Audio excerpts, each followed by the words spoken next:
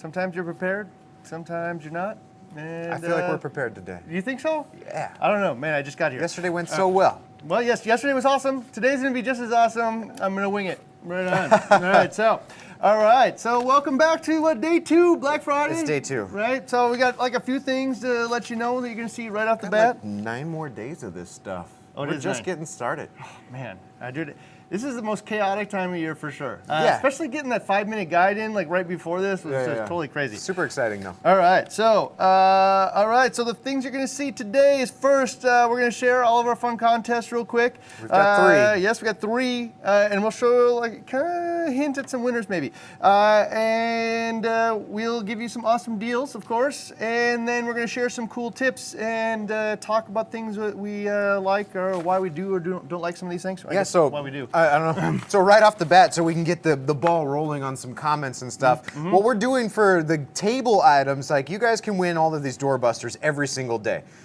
So what we want to see from you guys is tips. So if you have this sump, even if you don't have the sump, but you have some tips on using like a sump with a roller mat built in, maybe a thieling roller mat or a roller mat in general. We've got the HIREEF kit here from Hanna, so a variety of different Hanna checkers. Start throwing your tips out there for filter socks, these different checkers. We're gonna talk about them live right here, but that's also gonna be the way to enter the contest to, at the end of all of the sale days, we're drawing winners for every single day, all the Doorbuster items that were on the table. So I started reading the comments yesterday. They're all awesome. There's a lot of good tips. It's going to be super hard. There's a lot of good I'm going to tips. feature a bunch of them at the end because these are all super cool tips that the world needs the universe needs to know. You guys need, we're going to elevate this to conversation. So hopefully on Cyber Monday, man, if you just check in, whether you win or not, like I think you can see like a compilation of some really good tips. We'll call out your names.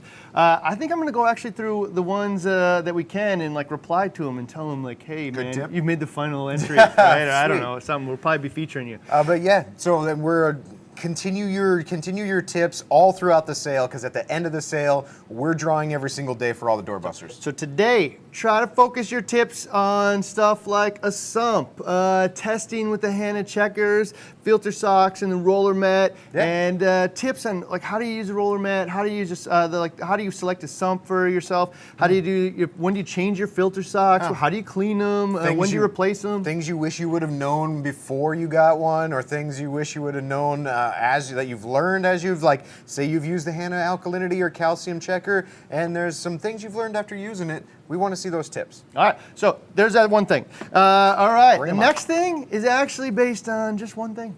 So become a preferred reefer, right? And then you'll win a trip. Yeah. Or you'll win, be part of the people who win 10 grand stuff. So just so you know, preferred reefer means that you get 5 extra reward points amongst a bunch of other stuff. You're automatically entered into a bunch of contests like this one. So even if you didn't even hear about this, you might get an email from us saying, hey, you're going to Reef Palooza. Awesome. Oh, wow, awesome. So all you need to do is be an active preferred reefer, and that's one of 2 things. I'll share the first one. The first one is you bought something in the last 30 days. 30 days. The last 30 days. What's the second one? If you've been shopping the last 30 days. The second one is if you have something in your shopping cart. So if you're watching this, you haven't bought anything in the last 30 days, but you're a preferred reefer, go put stuff in your shopping cart. And we're refunding shopping carts as we get them up to $500. So orders in the last 30 days and shopping carts, we're refunding those. And that puts you in the drawing for the Reefer Palooza trip. All right, so become a preferred reefer and do either one of those things, you can win. And we've got 2 so far. This is day 2. We've got 2 people going to Reefer Palooza Orlando. 4, technically.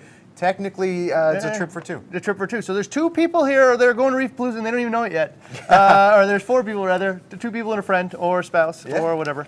And those people don't even know it. And then in here are the order winners. So the people that either won, there's some carts in here. There are some people who got their orders refunded. There's over $1,000 in here. We're going to 10. Oh yeah. Yeah. So. Yeah, the front of it says 10,000, and right now there's probably about $2 grand worth of winners $2 grand in there. All right, day awesome. 2, $2 grand. All right, so there you go. So we're just gonna keep adding to that pile. You could already be in here, actually, or you could be in here, so you don't know. So on Monday we'll go ahead and share everybody. So here's some of the deals. Right on. So I just kind of threw one in here. I thought it was fun today. What's up? Do you know what the roller mat costs retail, Jeff? You gonna go find out for me? All right, so look it up. his up. phone. All right, so the one thing that we're gonna do is, where's the little sheet? I had the little cheat sheet you sent me. Ah, there it is. There it is. All right, so there's like 15% off all kinds of things on the website. Again, if it's on sale today, it's the cheapest it's gonna be for the whole thing, so you don't have to worry like, oh, is there a better deal coming down the road? If it isn't on sale yet, might be. There might be a sale like on Monday or whatnot for those things, but we're running out of stuff like crazy. Like this one, we already ran out of one of them. Oh yeah, so Hydras we ran out of almost yesterday. Yeah, for most of the sizes we did. The Doorbuster, one of the Doorbuster items today that we're featuring are the Trigger Platinum Series Sumps. These are the brand new Sumps. There's 4 of them, and one of them is already sold out. So we're looking right here at the Cube 20. And the one you're looking at there, it looks like also the Cube 20, but you're saving up to 15% off of this guy, and one of them has already sold out, so they're limited quantities. Yeah, so I wouldn't hang out if you want to buy this stuff, because like not just us, but everybody runs out of this stuff, and then you'll be waiting 2 months. All right, so up to $136 off of the Trigger Platinum Series Sumps, and then we have looks like buy 2 get 1 free on filter socks. Oh yeah, right? who doesn't need like multiple filter socks? You can buy your whole year's worth of filter socks today, and it'd be buy 2 get 1 free. I think a lot of people do that when they have like the filter socks or the GFOs or all this other stuff. The filter socks specifically, go buy a bunch of them because you get them for free. Today only. The Hanna kit here, I got it kind of pieced out here, but the professional Hanna H2 kit, that thing is $51 off, so that's pretty cool. And you get a free beach towel, over $450. Now, $450 seems like a high dollar value, but the towel's pretty nice. It is really nice. And it's beach towels. So for those of you who know like those long, really big beach towels, you can lay on it, you can sit on it, you can do whatever. All right. So those things usually run out of too. Did we run out of hats yesterday? We didn't. Oh, well, you must have ordered more this year than last year. So Jeff, our marketing guy, standing behind the camera there. So I've asked him some questions. I've been giving some away too on Reef to Reef and Facebook, some signed hats. So keep your eyes open for some of those. Oh yeah, you did have me sign like 4 of them yesterday. Yeah, I did. Right on. So how much is this thing normally? $260 retail. $260 normally. What is it now? So it's $40 off. $220. $220. Right on. So this is a rolling mat. We'll talk about it a little bit in just a minute, but especially with your tips. Yeah, dude. I think we'll get probably some tips on how to use it too, because it's a pretty cool item. But yeah, $40 off this thing. I'm sure you've heard about it, us talk about it. Yeah. Mostly the bigger brother though, and some people probably haven't seen this little compact version and how easy it is to just put in a sump. Yeah, it's on our 750 XXL. So yeah, like we popped it in on the Red Sea tank, kind of popped out the filter socks. So. But there's a bunch of other stuff out there on sale. So we're not highlighting everything today because we don't want to make this one big giant sales pitch. We want to talk about your guys' tips for this stuff. But all you have to just go search the website, just browse, do a little browsing shopping, and you might come across a solid killer deal. All right, yeah, so this plus all kinds of other stuff. So let's hit some tips, but I'm going to kind of work in some of this other stuff here, that's our general thoughts about some of this stuff as we go on, but probably get some inspiration from the crowd here. We'll start with some tips. Okay, so these are tips that get you into the running for all of the stuff on the table today. Yesterday, you can go back yesterday and add some tips to that if you have it, but right now, we're going to talk about some of these tips. Right now, we've got Chris at the top. He says, keep those filter socks clean, don't let them clog up and possibly cause an overflow. I think we tested this one too the overflow is a big one, especially if you don't have a sump where, they're designed to be a little bit lower and there's like this emergency overflow if they get clogged. But within 3-4 days, these things could, depending on what your tank looks like, these things can get clogged like that. So you use them for different purposes. So I will tell you, I'm going to shame myself right now. I know when to change my filter socks by the sound of the fact that it's overflowing. So raise your hand if you're in my group. I've done that before. And there's a reason why I don't use them anymore, mostly, and it's for that reason. So I use them for 2 reasons. 1 is for nutrient export, and 2 is to clean up the water. So you take all the little floaties out. Yeah, I think with all the other things that we're doing, and if I were gonna implement filter socks on a new tank now, it would mostly be just for water clarity. As I'm probably not gonna change them out as often as I should when it comes to nutrient export. But so I can let them run a little longer and still get sand and stuff out of there. So it kind of depends on how easy it is to do. If you got like a sump that you can that isn't underneath the stand, you can just walk up and swap them out. It's probably not a big deal. Do it a couple times a week. Yeah. So what we found in that experiment, you can go watch BRS TV Investigates, but we we changed them out like various periods to see what the nutrient reduction was from changing these things out. Every 3 days. 3 days was the winner. Yeah, that makes just kind of like common sense. Is like if you go past 3 days, it probably just rotted and went through. Starts to right? break down. Yeah. So, inside the sock. You know, we looked at like every 2 weeks and every week and whatnot, and really after 3 days, you're not really pulling out much nutrient. It's just breaking down in the sock. And what you are doing though is pulling out all kinds of floaties and stuff out of the water. So it polishes the water and it looks better. Yeah. Right?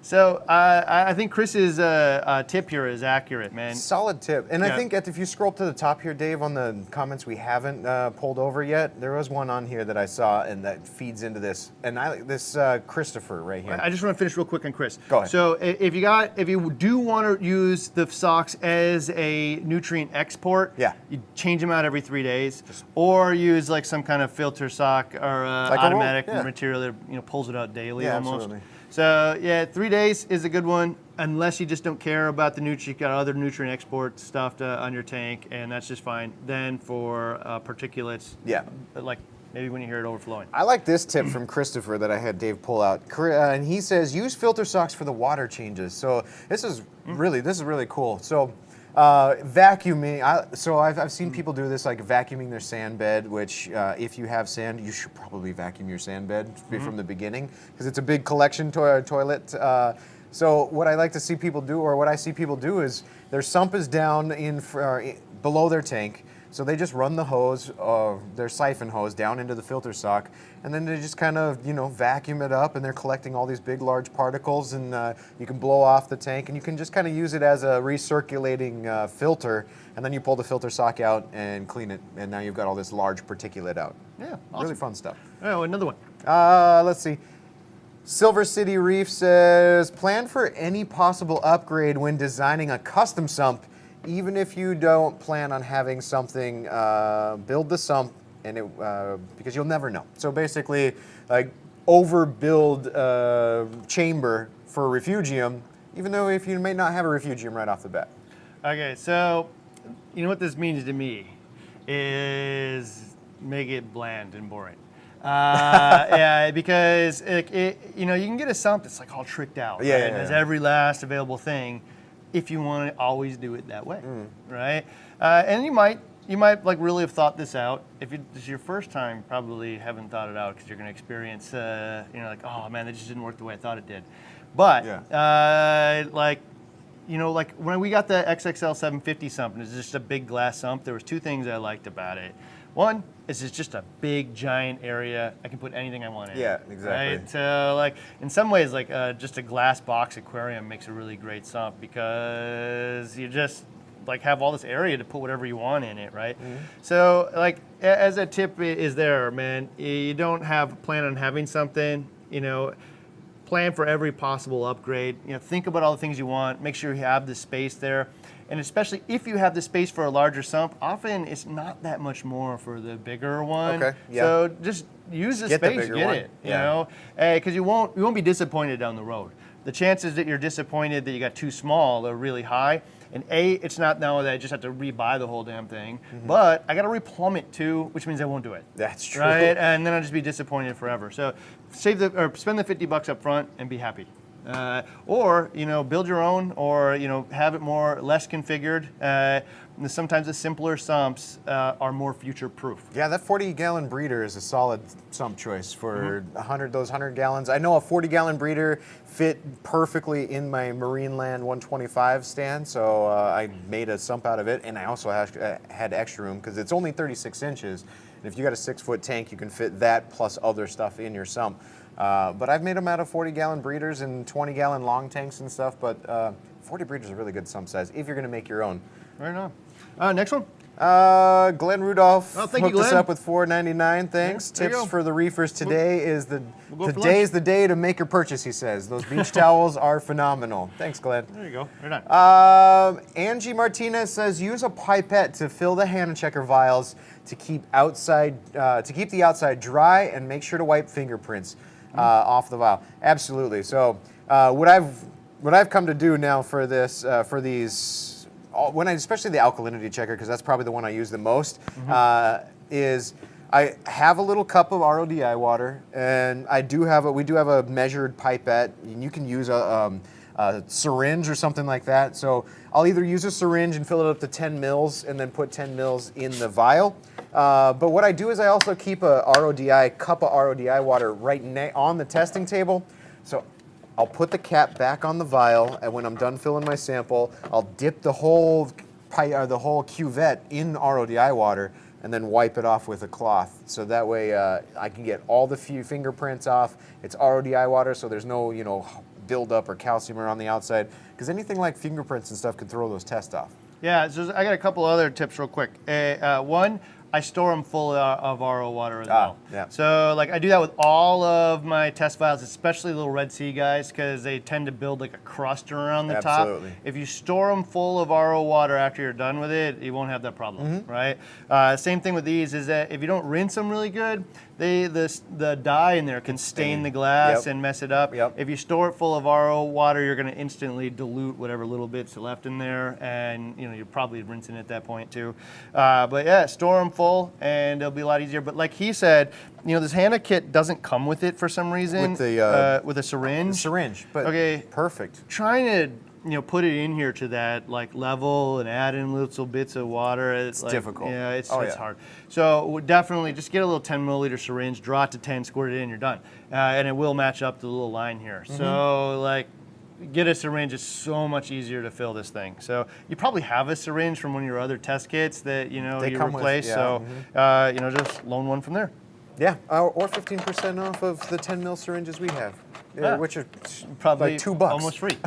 Pretty dang close. All right. So Mike Murphy says, have multiple socks so you always have a clean pair to change out. #husbandry. So that's a really good tip. Especially if it takes you multiple. So the plastic rings, what I find is I can turn these things inside out. What I end up having to do is this little plastic piece on here that's help you pull them out of the sump. I always end up cutting that off. So that way, when I go to wash my socks, I can turn my sock inside out, and I do have to get like a stick or something to shove these things inside out.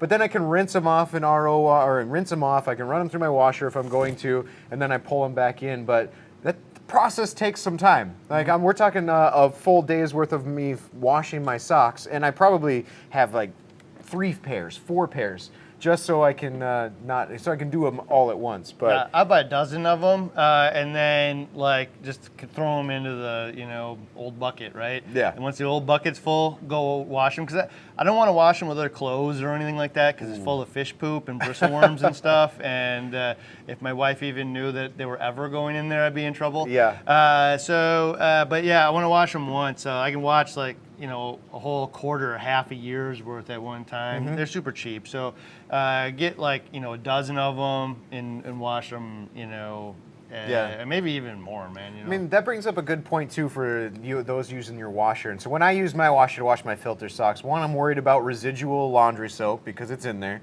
And so what I end up doing is running the washer empty on the hot water cycle and really cleaning out the washer. Then run the whole cycle, then put my filter socks in there, run it on hot water, water only, and put vinegar in there. And then I run it with vinegar, and then I rinse it twice just to double check, and then I soak in RODI water, and then dry them out.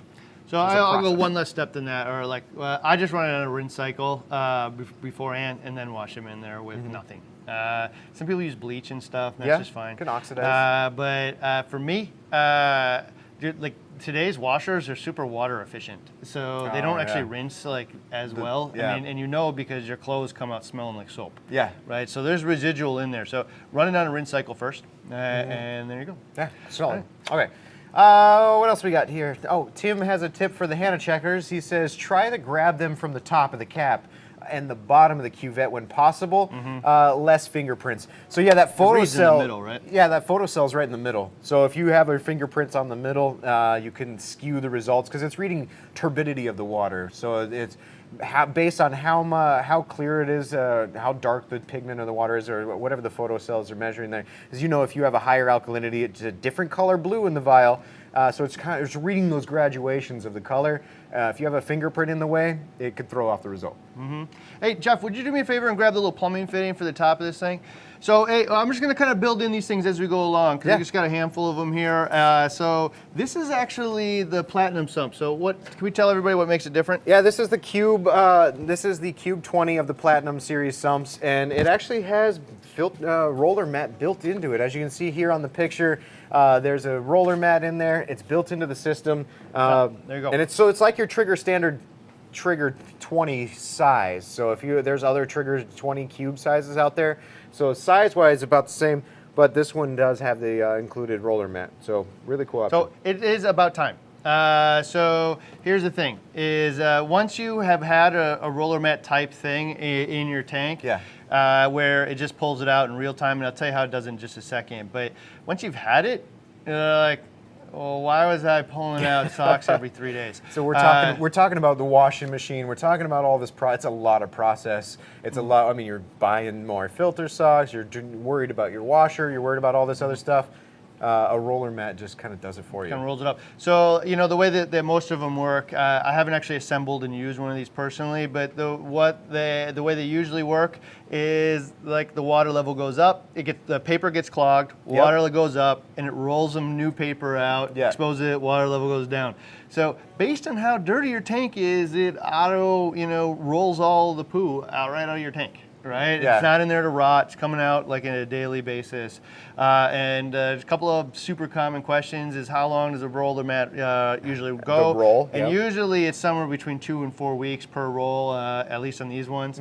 And the next one is, does it stink?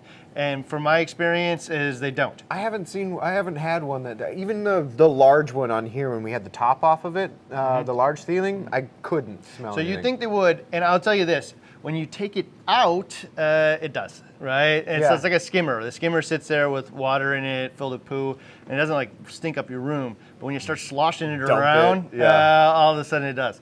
So same kind of thing here is once you take it out and you're monkeying around with it, I mean, you'll probably smell it then. But, other than that, like once you have the option and it just rolls it up automatically, it's like an advancement, you know? And then once you realize like, oh man, I only have to do this once a week or once a month, and it's just so much easier. Swap out a new roll. And that was when I was talking to these guys, they're like, this is like the holy grail of filter socks. Like once you know it exists in the world, how do you not want it, right? Okay, so bravo to the Trigger guys for incorporating it. For everybody else, there's a plumbing fitting. For everybody else, if you remember, you maybe watched the 52 Weeks of Reefing and you saw the bigger roller mat. And that one's kind of hard to plumb. It's a big box and it was really hard to monkey around with. This guy is actually so much simpler. And so all you do is find an area in your sump. And this is perfect actually for like those 40-gallon breeder type sumps and stuff you're talking about. Just big open space. Because it just sits right in there. Yeah, so this guy right here. You don't have to make special baffles or anything for it. Set it down. Yep. Done. So your overflow goes right into the top here, and it works the way just like I said. So the overflow will go in the top here, and then it will roll up some of this paper here, and as it gets dirty, there's a little float in there, and as it gets dirty, and then if it ever gets totally clogged, there's like a little exit that would go right into your sump, right? So it used to be that implementing a roller mat on your sump was really hard. Right? Oh, it was a massive space consumer. So it's like the larger ceiling roller mat. You either if your sump is under your tank, you're probably limited on room because it sits on top of it. So this thing, and this is kind of like one of those interesting thoughts. We've been talking about like, is a skimmer more important than a refugium, or which one of those is going to be better, right? Okay, so what's better, protein skimmer or one of these? Well, if protein skimmers pull in dissolved organics after they're already dissolved, less so big giant particles before they get the chance to break down, I think the tag team combo is the best. So the triple, the trifectas are the best, but like if you think about it, like this is probably the only filter on the entire tank that it's actually removing the stuff before it breaks down. The whole shrimp that went down your overflow. This guy is going to roll it right out of the tank before it ever breaks down. The skimmer is going to get it when it's partially broken down, and then the refugium is going to get it when it's totally broken down into its base elements of nitrogen and phosphorus, right? So this thing is actually going to pull it out before all the rest of those things even have a chance, before it ever has a chance to pollute your tank. So I don't know. It might be interesting to test one versus the other. I mean, testing skimmers is hard because, how do you know you tested them optimally? Right? Well. And like one skimmer is different than the next one. But, it might be interesting to take a look at because in this case, all of the waste and poo and everything goes right down in here and it just rolls it right out of the tank before it ever chances to break down. So again, in this case, all you do, it takes up about the same space as a skimmer would in your sump, so. When you can even remove the base and hang it from the side of your Oh yeah, sump I forgot too. about that. How does that come off? So the base just pops right off. All right, let's see if I can do it. You see the primary drain comes out of the bottom of this, so that's why it does have the stand, so that way it can drain out of the bottom. Oh, yeah. And if this drain were to get clogged and it starts to fill up, that's what the secondary emergency drain is. But there is a little bracket on the side for you to hang it on your sump. Yeah, so there's a little bracket right here. This is obviously for like a glass or sump or doesn't have a Euro lip brace on it. Yeah, probably pretty difficult with the lip. Yeah, so you could probably jerry rig it some way. You can hang it on the red, on the side of a Red Sea tank. I think those are lipless. Yep. So like glass sumps particularly. Actually, I think maybe like something like, do the Somatics have rims around them? No, I don't think so. Yeah, I don't think so either. So even something cheap like that. So so you can hang it on there, or you can use a little stand and just set it down. So that is that. And so I'd be curious to hear some of you guys' tips on how you use automatic roller mats, because there's other options out there. Yeah. Now there's sumps that have it Built like in. Incorporated. They're actually on sale today. And so I don't know. That's cool. Let's answer some more tips, All right. and then we'll move on to another one. Keep of these your things. tips coming, because it's your tips right now while we're live. It's your tips over the next few days that will get you in the running for all of this stuff we're talking about on today's table and next day's table and the day's table. So just keep those tips coming. And Hayden's Aquatic says tips, always have extra fleece. Yes. Yeah, I mean, when you're getting to the end of this roll and you forgot to order some, and it takes, maybe you're in that 3-day zone to get to you, you might be running without some fleece for a while. Well, I'll give you a hot tip too. Okay. This stuff comes from, I think it's coming in Germany, where we're buying it from. Feeling. So there's the Yeah, ship to so us. sometimes like you guys bought more than we bought. And so it is always a good idea to have probably a couple months worth of this stuff on hand. Yeah, like right? 2 or 3 rolls. Yeah, good day, a good time to bring them up now, so that way you can get some extra. But yeah, I think for the Red Sea tank, a roll probably lasts us right around that month mark. I think he's changing them out. This is one of the things we actually brought up in a video I did recently about dynos too, is, some types of dynos break up at night and go into the water column, and that's why like UV and stuff works, right? But roller mats also, when you're fighting that kind of thing, are really cool because, I mean, you'll go through paper pretty fast, sadly, but what it will do is it just gets clogged with the dynos and rolls them right out of the tank. Yeah. Right? So you're physically removing them from the tank, right? And so we had them on the the XXL 750 months ago, and some of you watched, had a little resurgence. Caught it right in the front end, so I think we'll beat it real quick. Yeah. But, I mean, once you know what you look for and don't wait for a plague outbreak, you can usually beat it. You pretty could probably easy. beat it, yeah. All right, so like that kind of thing, it goes 2 months in to get there, 2 months out. Well, if you only got a week in, you can get it out probably in a couple weeks too. Cool. And so in that case, in that case, we were going through a roll like every 3 days because it was just rolling them out last time when the tank had just started. Yeah.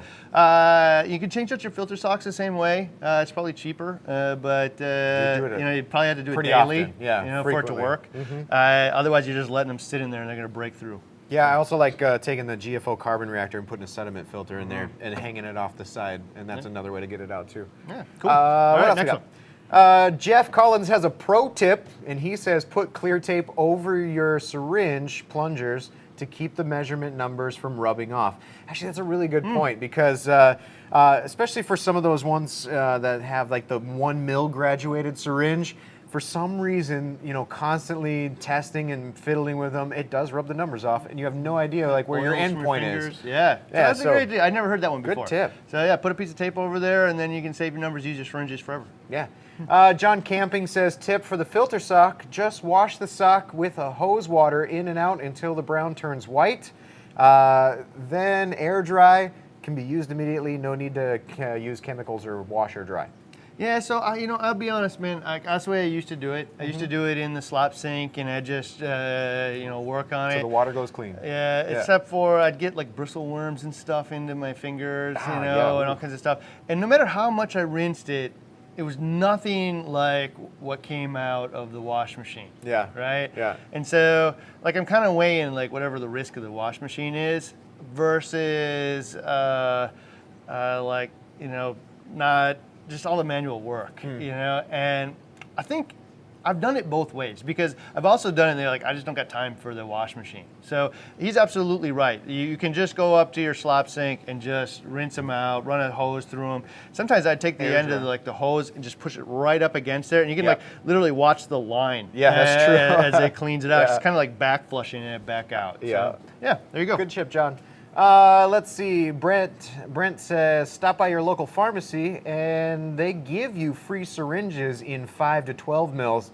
They're supposed to be, got really small. They're supposed to be used for something else with measuring. There's no way I could read that. No, that's so super long tip, but he says you can go find these syringes pretty much anywhere. Right on. Awesome. Let's see.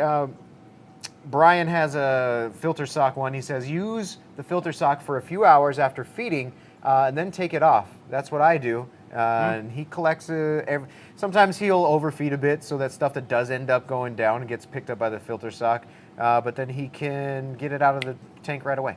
Yeah, so that was interesting because a lot of people talk about like heavy in, heavy out, right?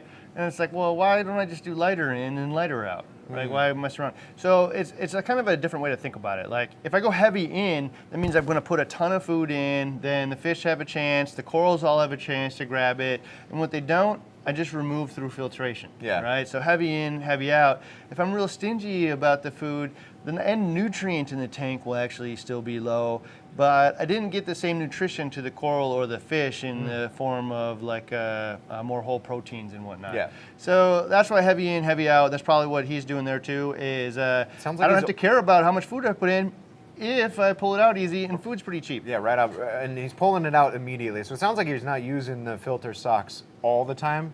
Just slap them in before feeding, feed, and then about an hour or so later, take them all out. There you go. Yeah, solid choice. Omega Vixen says, calcium and alkalinity checkers, make sure you clean them with RODI water to avoid messing up readings before and after testing. I said the same thing.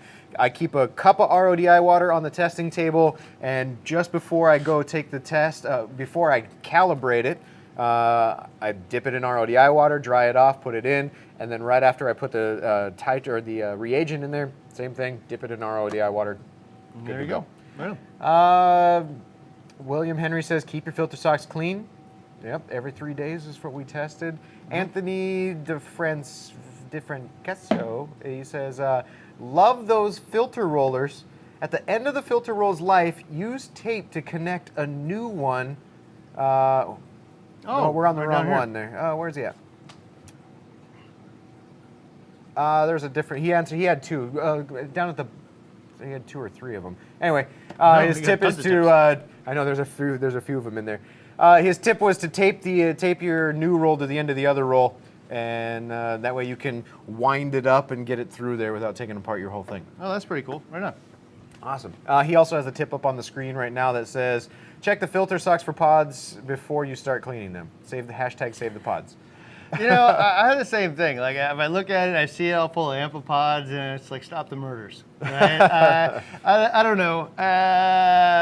There are a lot of pods in the tank, and when I'm watching little critters eat them, I don't feel like they're getting murdered. So I don't know how much effort I'd go. If you're seeing them that much on your sock, that means there's probably millions of them in there. And if you lose 100, so be it. But if you're really trying to amp up the amount of pods, then kind of rinse them out. But you're gonna like get nutrients and stuff in the tank that way too. Oh, I see somebody had mentioned that 2 years ago when I was a customer service agent, I helped them plan out their sump, and it's still going strong today. So, so if you guys got tips on how to select the right sump for a system, especially, I think the most valuable tips are like where I went wrong.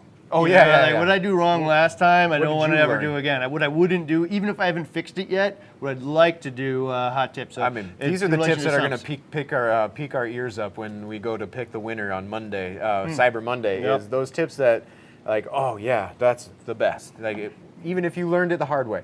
Right. What else we got here? So Finis says, tip on the ULR phosphate checker.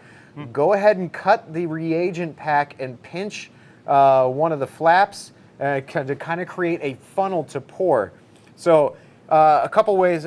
I do it a couple different ways. So I've done it to where I cut three edges or two of the edges. So I hold it as a triangle with a point in the bottom, and I cut this U shape around. So that way when I squeeze them together, it creates this funnel path that goes out the tip. Some people have just cut off just the flat top part, but then you end up with some left in the corners, and you kind of got to like shake and shimmy and tap to get all of the reagent stuff out. But that is a really good tip on cutting this thing.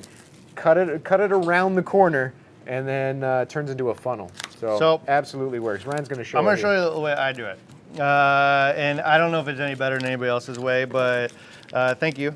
And so you got your little areas that you need to. It shows you where to cut, right? Yeah. And so you just kind of want to flick it and get all the stuff down on the bottom, right? And oh, I saw a little puff come out, so I probably didn't get enough of it in the bottom there. But I actually like to just peel it now. Oh, okay. Right? And so, I don't know if you can see what I'm doing here. So if I peel it You back. cut one side and then put your fingers in there and peeled it back, and now essentially you're in that Now I funnel can just shape. kind of got a funnel shape on this side where I cut it, and I can just kind of tap it down, right? And it just kind of pours out. So I create my own little funnel that way. So I think you could probably cut it both ways, actually, and probably get the same thing. I just like to peel it, I guess. So either way, but yeah, getting it all in there is almost certainly a portion of the accuracy of the test kit. Another portion of the accuracy is like, if that is going to be your approach to getting it in there, make it your approach every single time. Don't change the way you do it.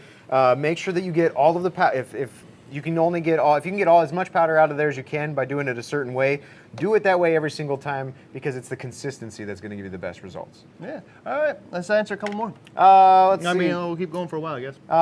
CG Flyer says, the easier you make your daily maintenance routine, the more likely you are to actually do it. Hanna test kits are easy. Yeah, okay, so I agree 100%. So specifically with the Hanna alkalinity test kit, or checker, Oh, yeah, right? for sure. So this The guy front one. here. All right, so what I've learned, probably the most important thing that I've learned in the 15 years of doing this, if you only care about one thing, it's alkalinity. I don't know why, but in the beginning, everybody talks about calcium. And it is so infinitely secondary to alkalinity. I have no idea. Maybe it's like calcium for our bones. It's like stuck in our heads. Is that because they're just, if you just understand, or if you come at it with the mentality that they're going to be balanced in some way, shape, or form, that alkalinity is going to make the most drastic changes that you can keep up with? Well, so this is the idea, is that both calcium and alkalinity will drop at the same rate. However, there's 7 times as much calcium to start with, right? Yeah. And so when they drop at the same rate, it's exponentially more impactful on alkalinity. Yeah, right? so a change of 1 DKH is hardly a change. Way less carbonate water in the water. If I drop 10% of one, like it's just, there's still lots and lots of calcium in the water, right? I drop a couple of DKH, man, it was already scarce to begin with, right? So, and that means it just gets consumed much faster too. So alkalinity, number one, and especially if you got an SPS tank, if you're not testing alkalinity daily, and you won't need to do it forever, start now, because you will get so in tune with your tank if you test the alkalinity daily, because the alkalinity consumption gives you the health of your tank. If it stops consuming as much alkalinity as it did yesterday, it's because something was wrong. You'll start to notice that, like I changed my lights, alkalinity went up. That means it stopped consuming so much alkalinity every day. I did something wrong. Okay. If I make an extension to my lights and alkalinity drops, it means they're consuming more alkalinity and they actually liked what you did, right? Now, it's not always one for one like that, but what you're gonna learn is you're gonna start to get a pulse on your tank. And so I'm just not gonna do a test kit every day. I'm just talking for myself. I'm not gonna do it. This thing, I am definitely willing to put some water in there and take a what do you call it, a sample or reading out of it and zero it.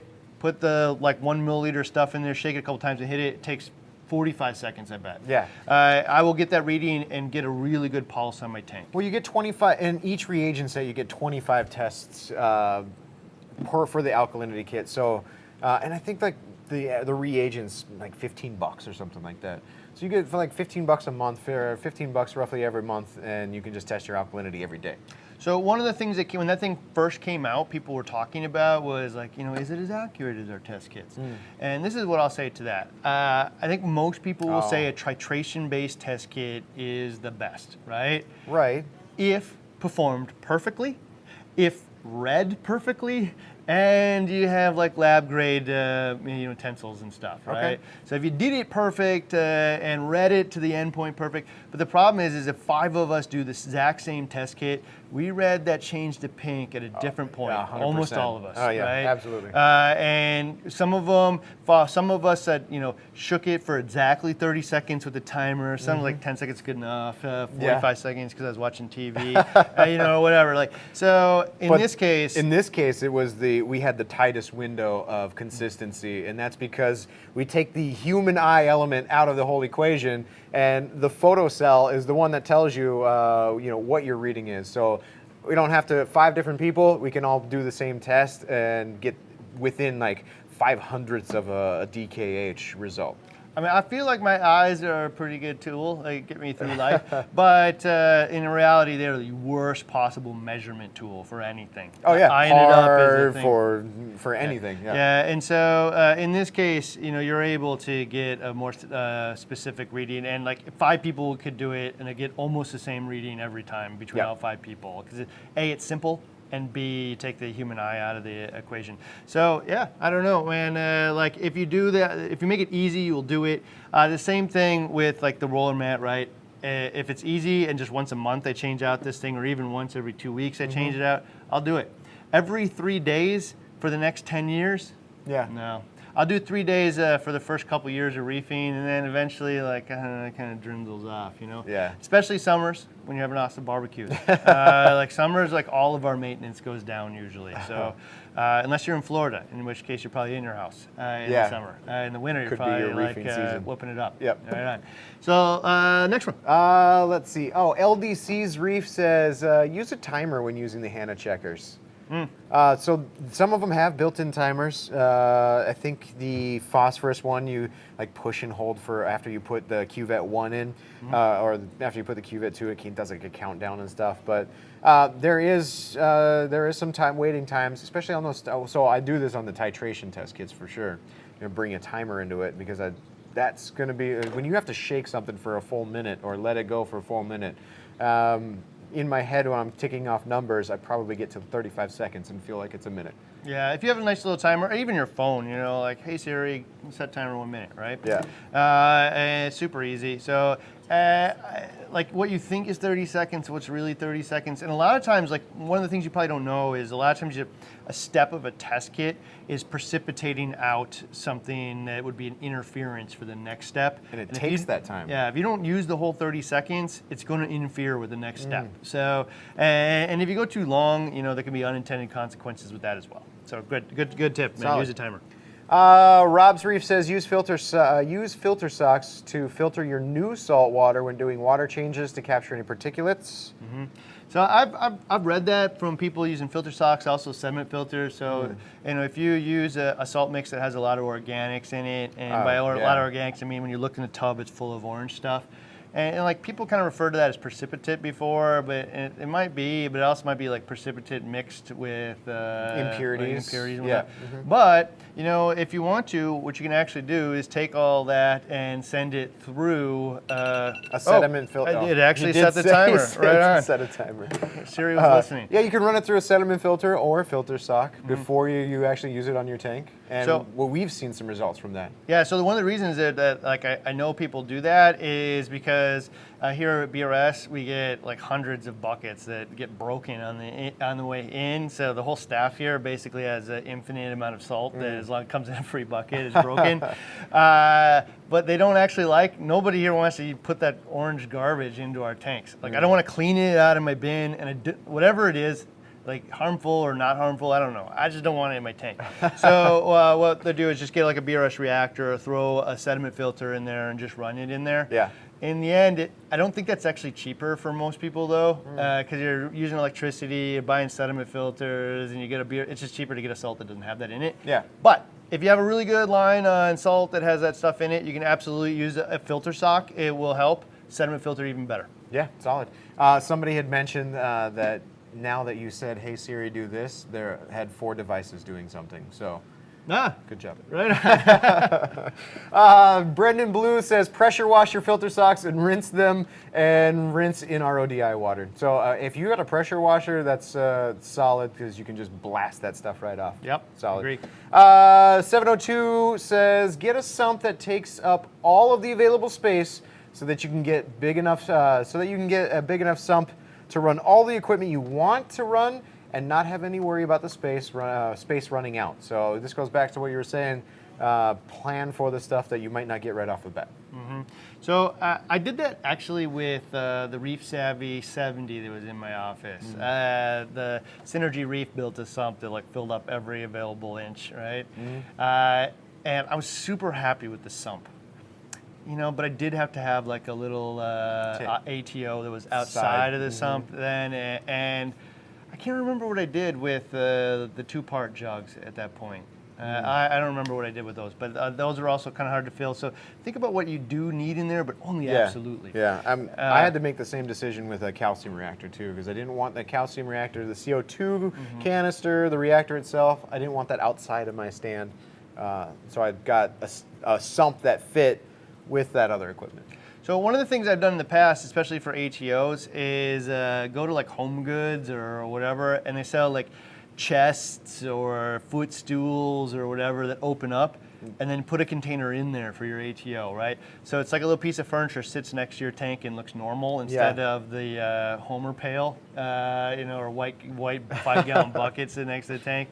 So the other people in your house will probably appreciate it. So go just get a footstool or a chest or whatnot, and then you can store some of that stuff, including 2-part jugs and ATOs and stuff right next to the tank.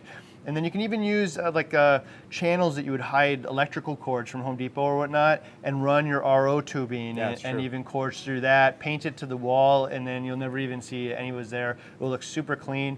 Even some of the you throw like a decorative rug over the top of the thing, and it looks like part of the room. Yeah, like it was intentional. So there you go. Cool. Where was I? Just looking at one. I mean, we got. Oh, go ahead. Oh, we've got what? Yeah, we got some time. Here's Justin has one a tip on drawstring mesh bags. He says drawstring mesh bags over the outputs can reduce the bubbles in sump from things like waterfall. So yeah, if you've got some of your drain lines, we have a mesh bag actually tied over one of ours right now too. That is because the pipe goes straight down into the sump and all the way down into the bottom of the sump.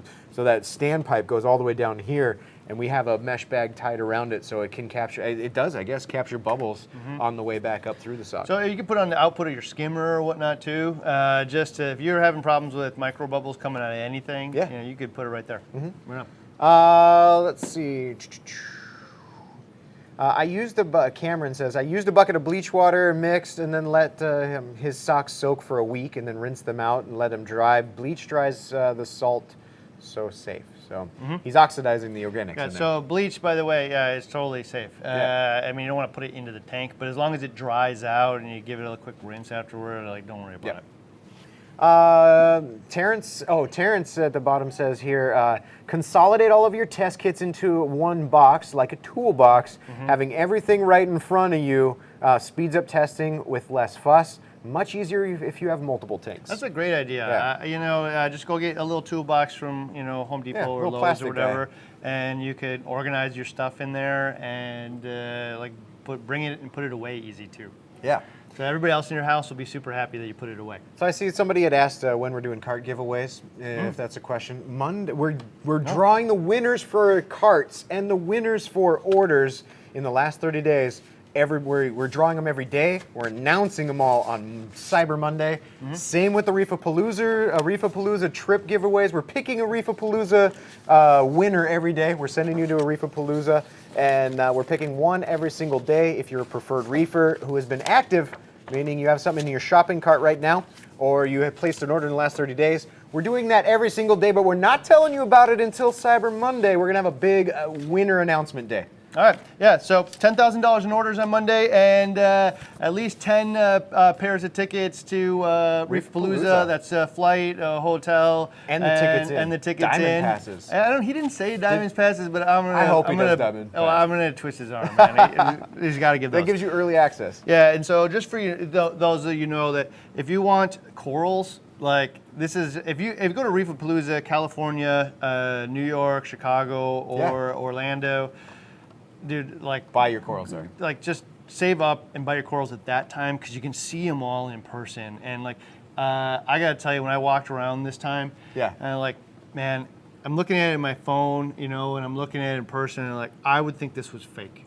You know, if somebody showed me this picture and sent it to me, like, how many filters did you use to get this? They're like, no, it's real, man. And some of it isn't even that expensive. Yeah. So like, and you get to walk around. There's nowhere else you're gonna see 20,000 corals in a day. That's the right, spot. and be able to pick the ones that you like. So yeah, we're gonna send 10 people there. All you gotta do is be a preferred reefer, again, active, have some in your cart or bought some in the last 30 days. And then for all of you giving up the tips today, and if you're watching this video 2 days from now or 3 days from now, go back and give your tips throughout every single day of the Black Friday. Every day we're doing this, and you can be entered to win into that day's doorbuster items. So, I mean, if you have the best tip for today, you're getting the Sump, you're getting the HIREEF kit, you're getting the towel, you're getting the filter socks, and since we opened this, you're probably getting this thieving roller mat too.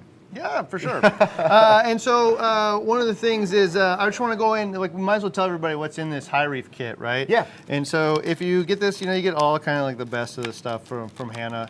And so you're going to get, what is it? That's a well, thing of the person that reagents. wins is going to get 24 reagents now because I opened he one opened up. one. Yeah, you're going to get a pack of reagents. You're going to get the calcium checker. My favorite checker of all time. Of all is the alkalinity one. Absolutely. This, I'd never go back. And once you've done it, you're like, yeah, this is for me. Makes sense. Yeah, for sure.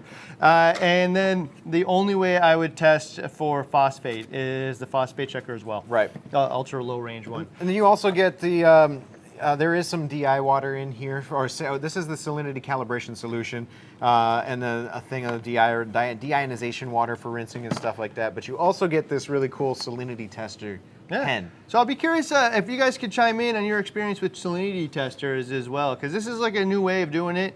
You know, you used to use refractometers and then use digital refractometers, and now like conductivity and whatnot. Put a pen in there and shake it around and test it. It's pretty cool. So one of the cool things about this guy too is that it is a temperature. So a lot of people, like, it's a way to get a good temperature on your tank at the same time. Well, when you're making salt water too, and you want to match parameters, if you're making a large batch, I can test my salinity, and right then and there, I've got my temperature too. So like, people don't know this, but like your heater that you bought could be off by 6 degrees. And I say that because we've tested a whole bunch of them, and they've been off by up to 6 degrees.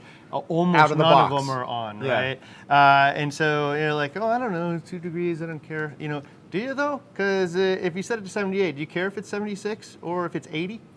I care. I think you might actually, if you think about it. So this will let you know, and like with a lot of heaters you can't calibrate them, but I can just now know that this thing isn't perfectly calibrated and just set it a degree or 2 degrees higher or lower. And if it's off by 6, throw it in the trash. Yeah, so that's like almost, for the doorbuster deal, that's almost like 40, almost 50 bucks off of the HIREEF kit itself.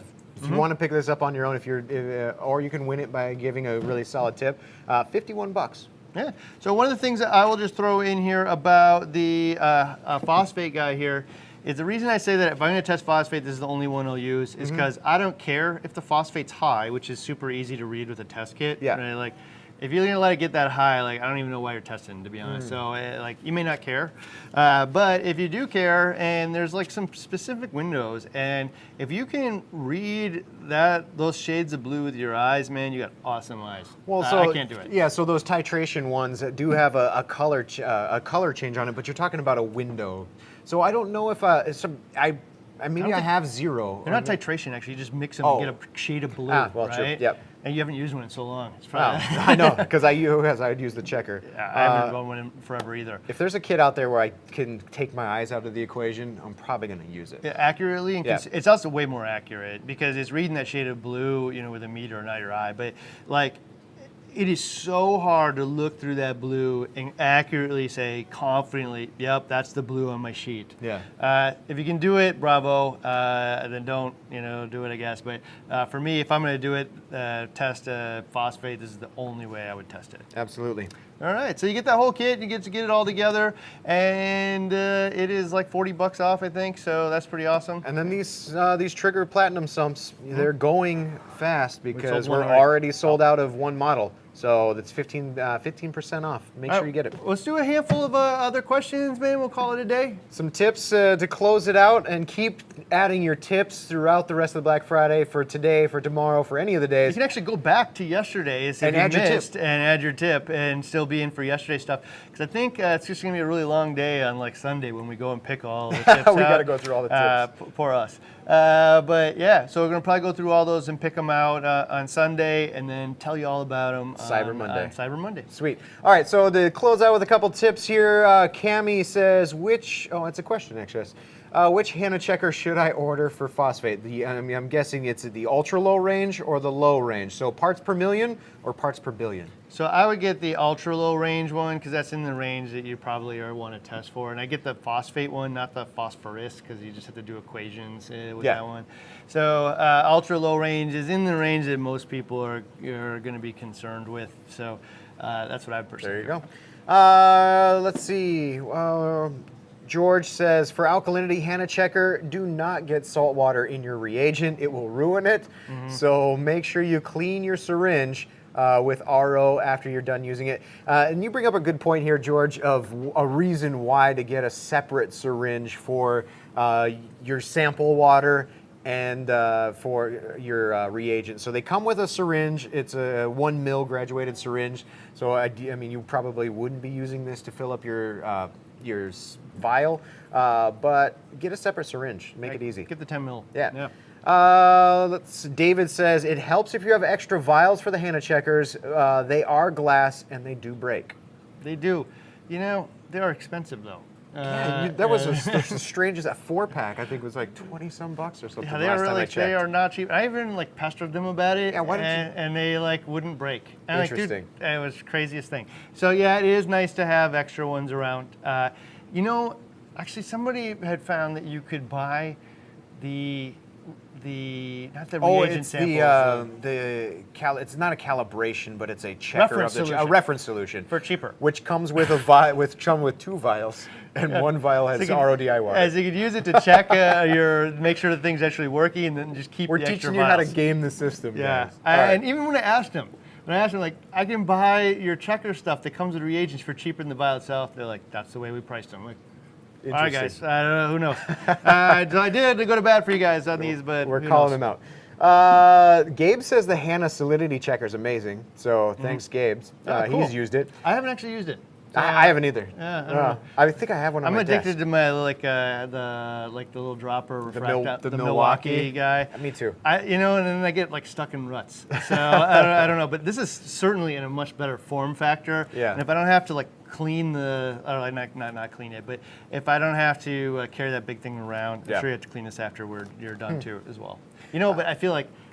This is such a cool tool. I gotta use it. So, I wish I could steal it. Right I think off I've the got plate, one but on somebody's my desk. gotta get it. I might have one. We'll see. All right. Well, there you go. Brett says, use an old Reef Chili squirt bottle to help rinse out the Hanna vials. Oh, that's a great. That's pretty cool. Yeah, right on. Coral Keeper says, when filling the Hanna vials, look at the curvature in the water and line up so basically you're talking about the meniscus, and it's the water in a vial like that has this U-shaped curve, and you're talking about the bottom of the U-shape, and that should be where the 10 mil mark is. Yeah, so not the top where it hits, but where the the bottom of the dip. Right on. Awesome. Johan says, get a cheap calendar and write your test and changes on it so you can easily track your tank. Dude, that's the best advice of the day so far, actually, man, because you just forget when you did it and what it was. What it was. Right? I don't remember 2 weeks ago on a Tuesday what I tested my alkalinity at. Yeah, and maybe I should. So, there's really cool apps for that, actually. You can go get an app, and maybe some guys can throw some out there. Oh, yeah. I use the Apex one, so it's built into their module. There's calendars and to-do lists and stuff that reminds you to do things. But, just literally like the guys that take care of the tanks here have clipboards. Clipboards and right? charts. And they just fill out the stuff every day. And like because the physical act of writing it down, you get to like look at where it's been going, and you get insight that you just wouldn't get any other way. True. So that's a great one. Great one. Anthony says use eyeglass cleaning cloths to handle the vials to clean. A lot of advice on cleaning the fingerprints, so you must know that it's important to keep them clean. Robert says put a pebble in the filter socks to weigh it down. Sorry, your comments aren't showing up here. But basically, he's weighing down the sock. There you go. So and get the most out of it when you. Okay, cool. Luke says rinse out your socks with RODI water before you put them in your tank, so the protein simmer doesn't go crazy. Yeah, so all the Specifically stuff on has like brand new. manufacturing stuff on it. Yeah, you know, these or brand some new kind, socks. man. Like, so just rinse them out once. That's a good tip. Chris says use filter socks for cleaning in the tank, blowing off rocks in a sump, so kind of like siphoning back through a filter sock. Solid choice. All right, one more. And I got a little tip for everybody. Let's take Aaron's down at the bottom, and magnetic stirrers are his go-to, your go-to for all of your testing. No fingerprints ever. So we actually have magnetic stirrers on the site. I think we brought some in. Did we get those little? Did we bring in the little magnetic stirrers? We're looking at Jeff. All So right. we have magnetic stirrers on the site. We used to get them, online from like Amazon or something. The bigger ones. The but little guy? The little guy is the one we have now, and all right. that way you can actually do some of the titration testing right in a magnetic stirrer. Oh, you can see the color change instantly. Oh, and it won't change it's back. light up from underneath, so that the whole sample is lit, and it's what the Ron and Josh use, and they're doing all the testing for the labs and all the tanks around here. They do those magnetic stirrers. All right. Solid choice. Maybe somebody can post in there like a link to it or something, because those things are actually really cool. We should do a little video on those things. Yeah. Because one of the things when you're mixing it that well is you know when it changed. So you're like when you're mixing it by hand, you're like, oh, it changed back. It just doesn't do that because it changes back so quick that you don't notice, and you would put more in and do it right. Yeah. So it's cool. Zach, I think Zach's on right now, so if you are, throw that link in there for us, please. All right, so I'm just going to close this up here today and tell you the big thing here is become a preferred reefer, because you can win, like, we're giving out 10th grand and stuff, we're giving out trips and whatever.